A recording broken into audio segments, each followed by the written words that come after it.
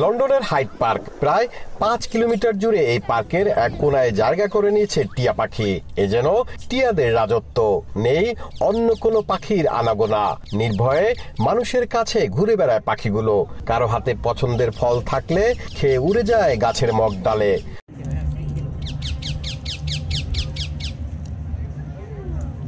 ঘুরতে এসে পাখিদের খাবার দিয়ে আনন্দ নিয়ে ঘরে ফেরেন দর্শনার্থীরা। টিয়া পাখির কিচিরমিচির শব্দে সবসময় মুখরিত থাকে এর চারপাশ।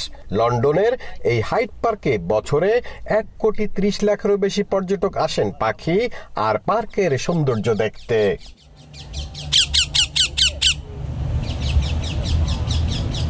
পৃথিবীর অনেক দেশ থেকে টিয়া পাখি হারিয়ে গেল, লন্ডনের এই হাইড পার্কে এখনো শত শত টিয়া পাখি এভাবে ভালোবাসা ছড়ায় মানুষের হাতে এবং শরীরে।